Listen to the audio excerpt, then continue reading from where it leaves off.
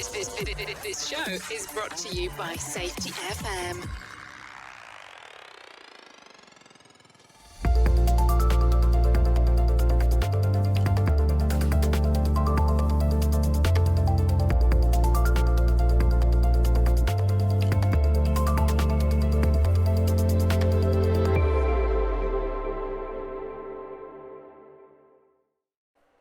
Hi listeners, this is Brent Sutton. Welcome to the 25th episode of the Practice of Learning Teams. Today's podcast is part 2 of our discussion with Gary Wong.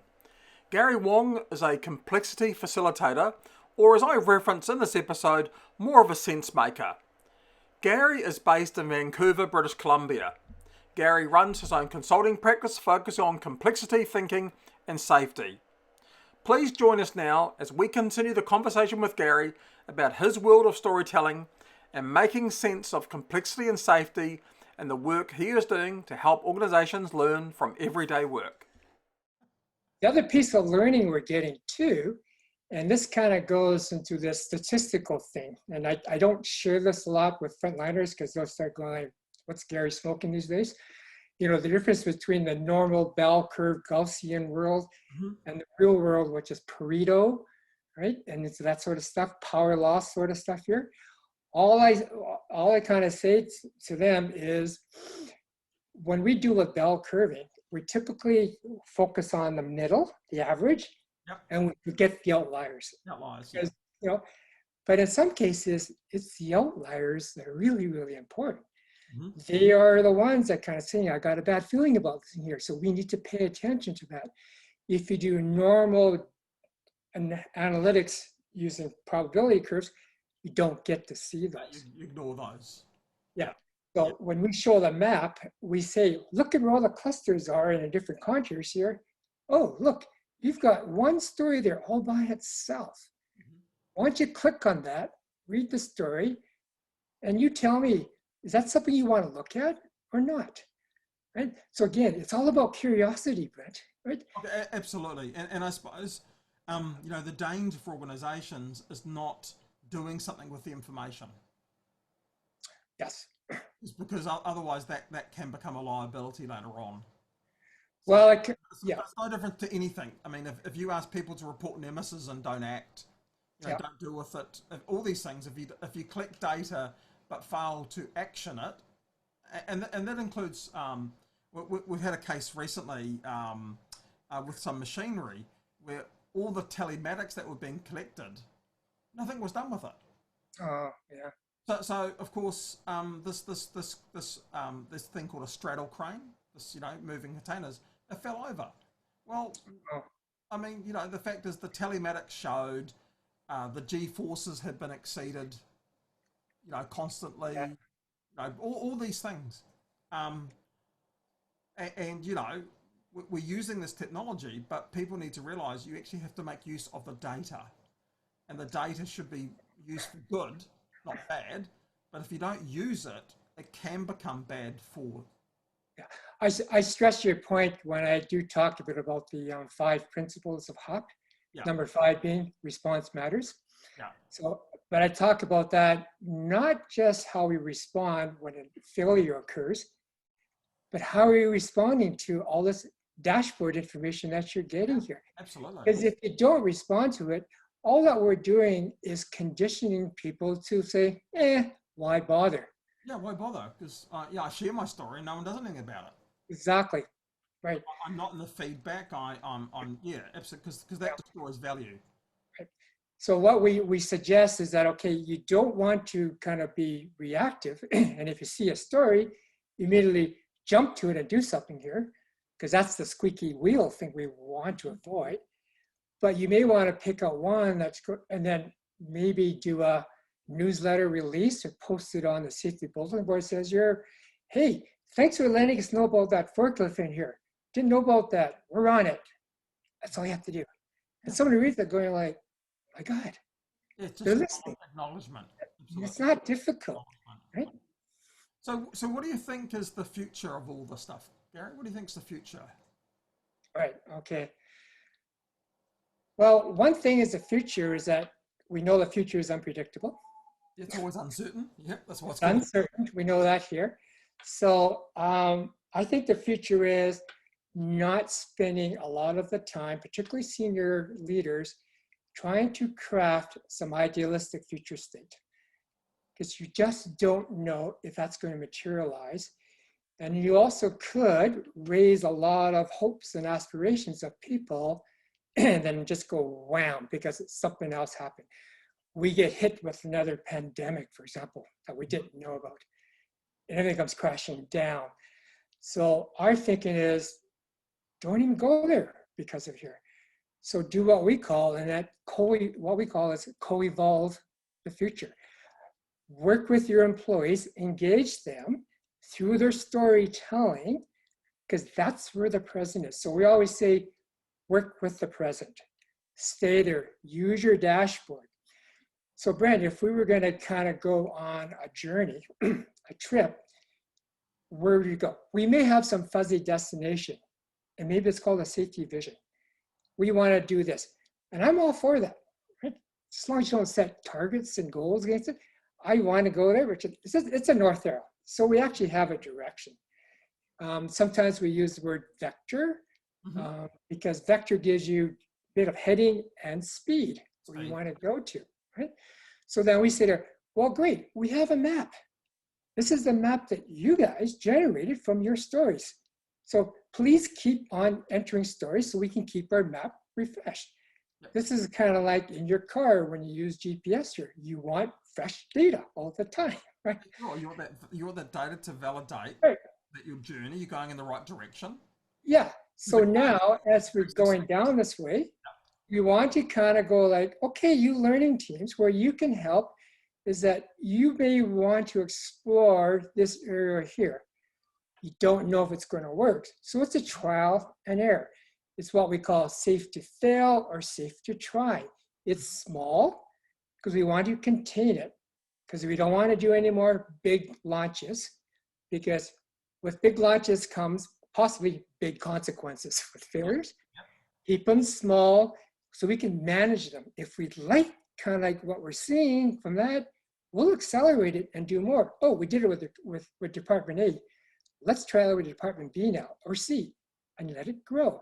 And if people like it, great. Great.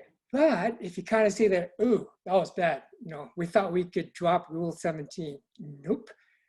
Abandon that, come back and say there, thanks guys for the learning. Let it go, right? Move on, right? Because in some cases with learning teams, you actually do want failure, because you want to kind of find where the edges are, where you can kind of go and do along the way. So now management changes from being this top-down control, command and control, which is good for the order system, but not good for the complex system here. So management, you have a different role. We now have to recognize is that that people have multiple identities. You know, I'm besides being a father, you know, and a brother and whatever, workers can be like, I'm part of this process here, but I'm also part of this learning team. Oh, okay. I can have different identities, same person, different identities. So I want to play those things out here. So now we want to do like, okay, your role now is really to central coordinate the data, information coming back from all these different learning teams that you've got here. Because you still have the big job of prioritizing, figuring out, you know, this is 4 or 5 different things we can do to really shape our next normal in terms of safety. Can we do all 5? No. You guys have to prioritize that. As a learning team, I've done my thing and said, here's something that's good. But I also understand too, because you've shared that there were 4 or 5 other ideas.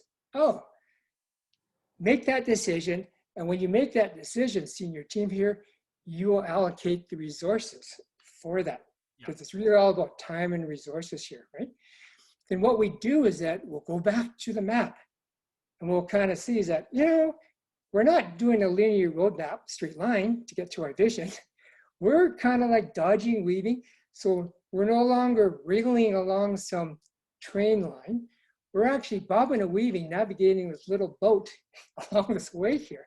Yeah. And that's okay, because as we're navigating along here, new things are coming across the horizon. And some of those things may be very serendipitous. Oh, we didn't know. Look at that. Why do we want to go here when we can go over there? Yeah. So you now have the ability to pivot really quickly. Okay. Yeah. I will use for some teams the idea of agile. Mm-hmm. I'm careful about using agile. I'd rather use the word agility. Mm-hmm. In fact, I will use both. I'll say we need stability and we need agility. Yeah. So maybe 80% of you guys, you're in stability order system here, keeping things running, humming, right? Particularly if you're a plant. But we need some 20% of you guys pull over here to do some agility stuff here and just check that out for us here. Oh, okay, new idea, bring that back. And then we'll document it, we'll implement that, and that'll be part of our stability going forward. Mm-hmm. So that's where I kind of see the future like that. It's just going to evolve from the present. Which actually just keeps going back to those Deming principles and principles around lean, which is it's all about continuous improvement. Yes. And I think, my view around safety is that it's put too much focus around having that best practice model and having that standardized operating system, when in actual fact, what we talk about is how does the team best perform. So like in safety, and we take some, Todd talks about, the sticky stuff, the stuff that can kill you. Yeah. Well, if there's a sticky, there's also some stuff that really matters, and we call that STRM. And that stuff that really matters needs to be present across those teams, but the rest of the stuff doesn't have to be, because that's where it can really be adaptive in their own environment. Yeah, right. But if you've got a machine, there's going to be some things that have to be present, because we're trying to, and that's probably go back to the engineering bit. You're trying to manage that. You're trying to manage an object, and at the same time, you're trying to influence those hazard situations that occur when the person is interfacing or interacting with the object. Yeah, right. And it's not one or the other; it's both have to go together. Exactly, and this is where the language becomes really important, because I also will associate the concept of robustness in order systems and stability here. We want to be able to take a hit and keep on ticking, as we kind of say. You want redundancy, you want resilience. Yeah, right, exactly. All those sort of things, reinforcement of assets, all that sort of stuff here, which we keep on doing it, guys. That's good stuff. We need that. But we also kind of say, we talk about resilience. Yeah. And resilience, we look at, and there's gazillion definitions for resilience. I know. The obvious one is, of course, is bouncing back to where you are after a failure. Right. And we're kind of going, yeah, that's fast recovery here. But think about it. Do you really want to bounce back to where you were? Because 6 months from now, you're going to drift back and fall again. You need to get to a better operating place to go, if you can. Oh. Sorry, you've come back now. Sorry. Oh, okay. I lost you. That's okay. That's okay. I'll edit that bit out. But no, we're talking about bouncing forward. Yeah. Well, what we want to do then is that when we talk about resilience in 3 ways, one is that you can do that fast recovery, which is everybody thinks about that, kind of going back to where you came from. We kind of caution you whether you want to do that, because that much could be just returning to a best practice, which is really not best anymore. Right? The second one is that what you can do is that you can actually say, oh, there's an opportunity here. Let's pull a learning team together and explore how can we kind of like do something better than before here. So quite often I'll ask clients, okay, you've had an accident. Yes, we put the emergency restoration crew in place. They've been well trained and everything else here. That's great. So do you actually have an opportunity team? A what? Because let's take advantage of a crisis. What can we learn from that? Because when you just go back to where you came from, what did you learn? oh, never thought about that. What maybe we need to think is how fast can you assemble and put a learning team together here to start exploring so we can shift the operating point so we don't keep on failing on that one there as well. And look, sadly, Gary, I think COVID-19 has actually reinforced that. Oh, yeah. That the teams we use to prevent and respond to COVID-19 are not the same teams that we use to recover. Mm-hmm. Because Yeah. you know, that they work in different modes. They are different types. And I think the stuff that you're talking about, COVID-19 has reinforced systems are brittle, people are adaptable, how we respond matters. All those things are really coming out. Mm-hmm. And the countries that are doing well, are the ones that are taking these as learning opportunities. Yes. Yeah. And it's really interesting. I was doing a piece of work yesterday, and New Zealand has been touted as one of those leading countries in that area.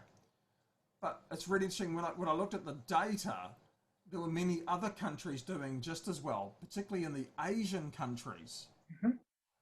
But the press keeps focusing on the European-based countries. I find it sort of fascinating. And is that because of this stigma of where it may have started? Therefore, it flows down. And it's just, I'm just sort of wondering, it's like a little mini learning term in its own right, that there are many other countries that are doing really well and we talked before the podcast, we talked about this difference between elimination and eradication. Whereas I look at the US now, and the US is purely what we call suppression.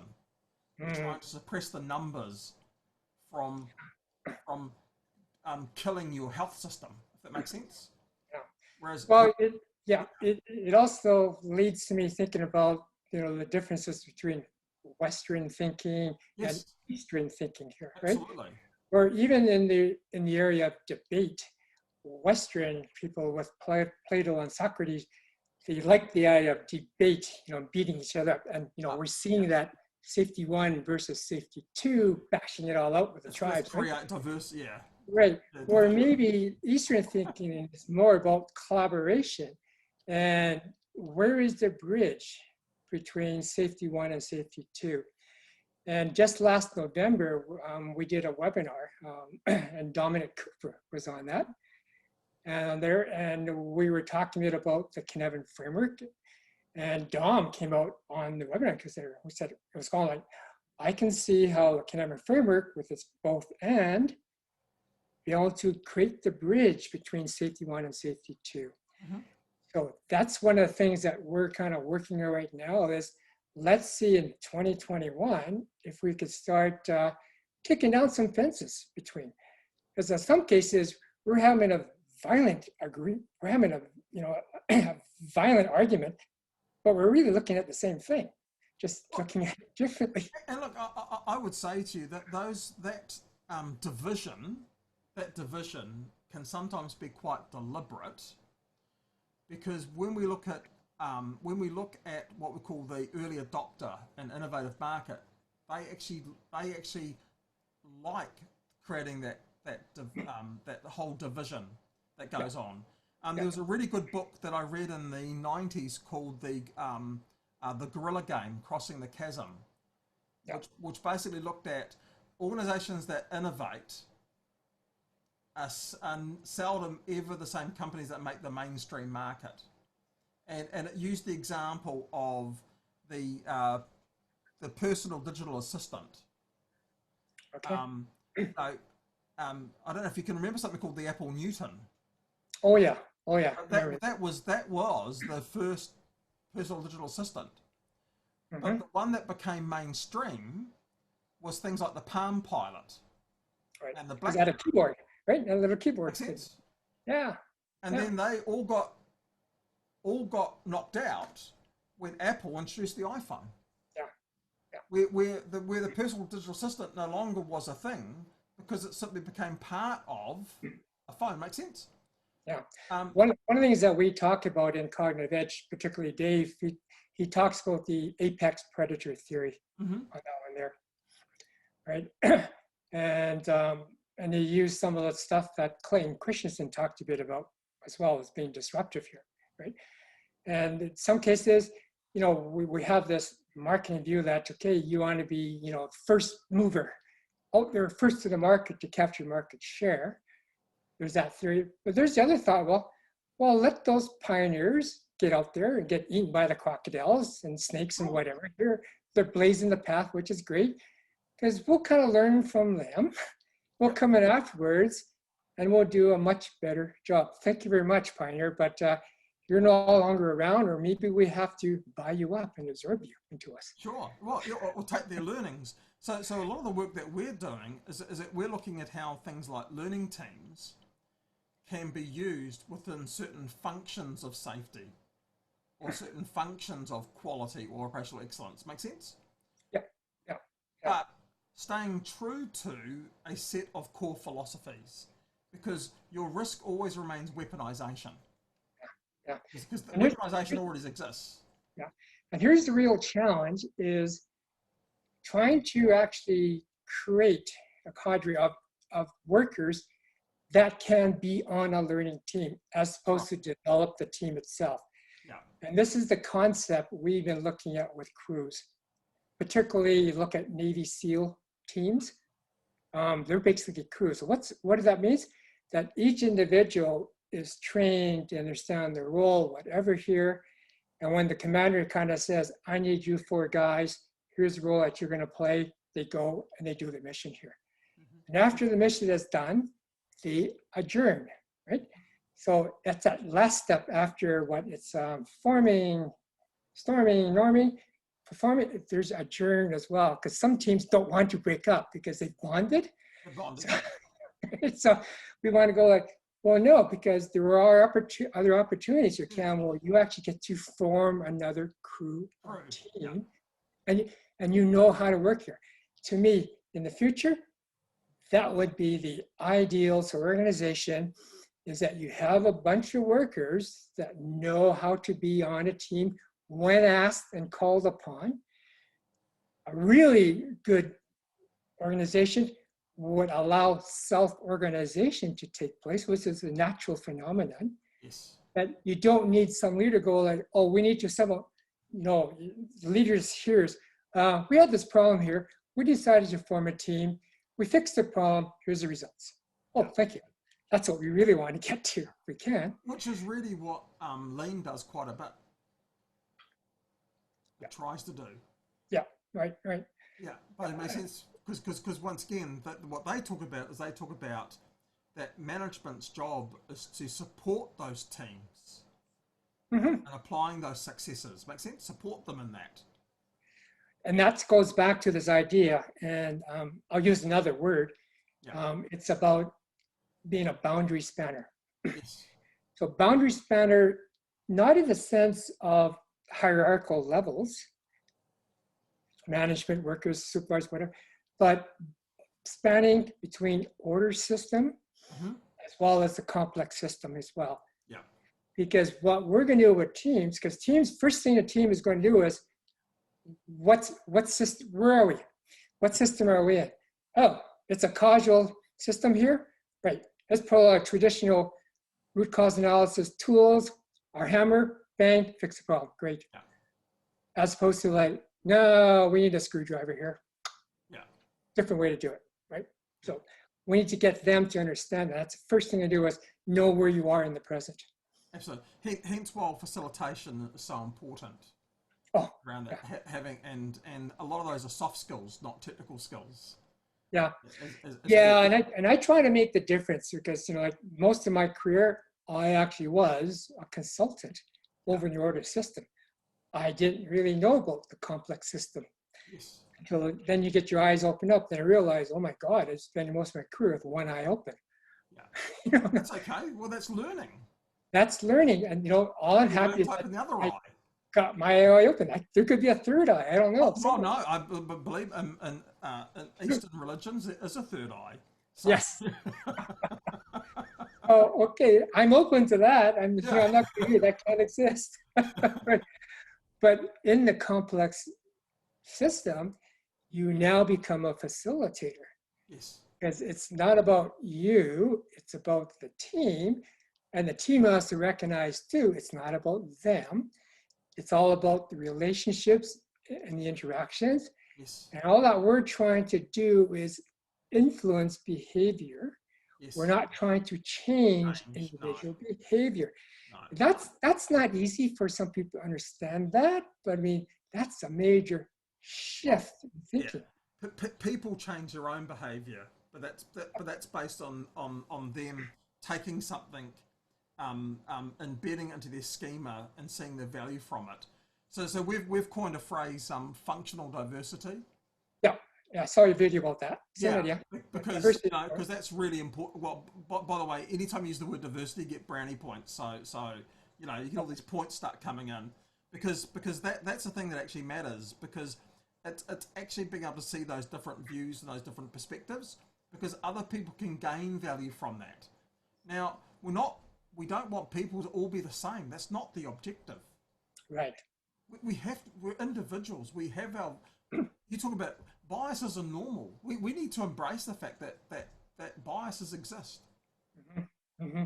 Yeah. We can't all be the same. Yeah.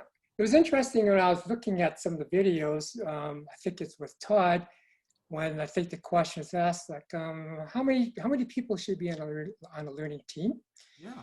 Some of the advice that we're giving is make sure there's at least 3 on there. Yes. With 2, not so good. With an even number of 4, you could get into a tie. We're finding 3 seems to be a good number. So now when you talk about diversity, you can also talk a bit about diversity in terms of form a team, have one person, that's the old salt, 30 years of experience. Mm-hmm. Second person would be some newbie that's maybe just joined the company or been here for a couple of years. Absolutely. Maybe in marketing or in Yeah. IT, whatever. Second person. And the third person is somebody who's got some formal power and authority to make things happen. Yeah. Right? Let's see how far these 3 can come in here. And if you understand the crew concept, at any point in time, you can draw somebody in. Thank you. Leave now. Thank you. Leave now. Yeah. Right? But your core is 3. We find that with 3, there's just so much better movement along the way, and there's more action takes place.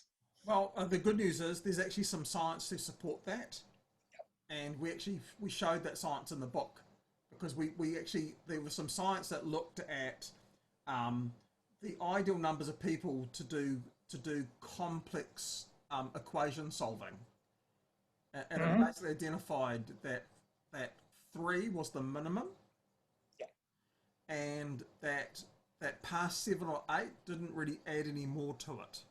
Right. So they were saying it's at 3 to 7 or 8 was the perfect cluster. Yeah.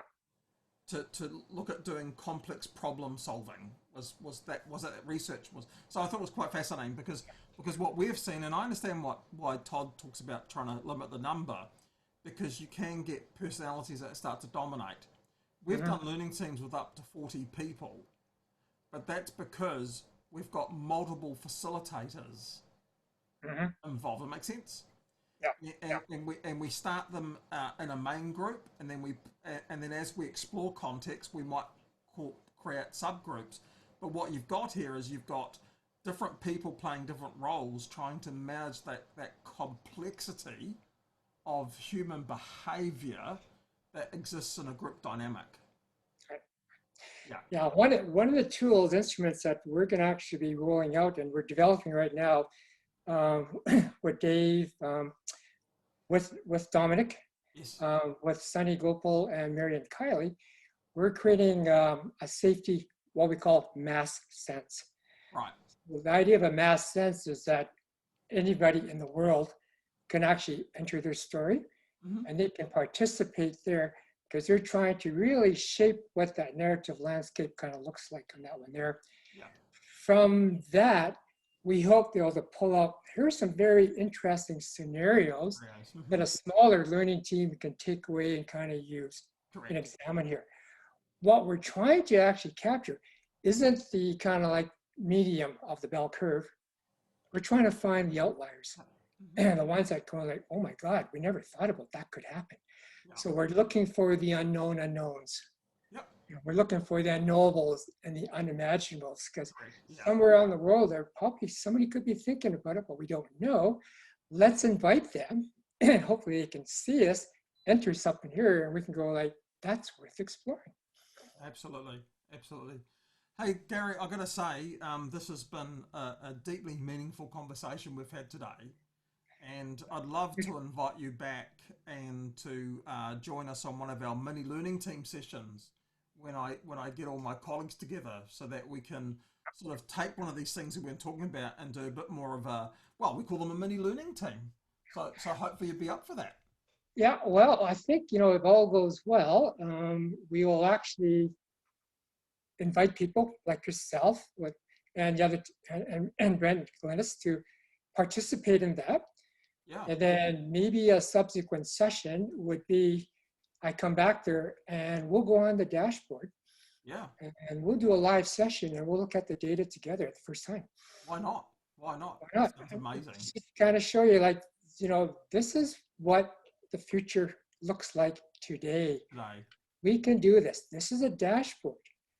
And there's so much stuff here that we can look at, as opposed to guessing what we should do.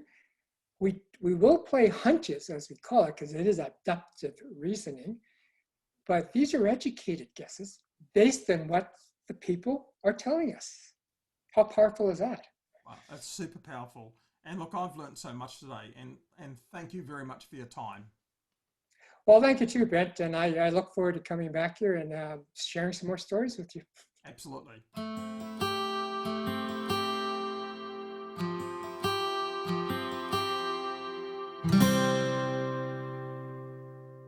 Thank you, listeners, for being part of this podcast.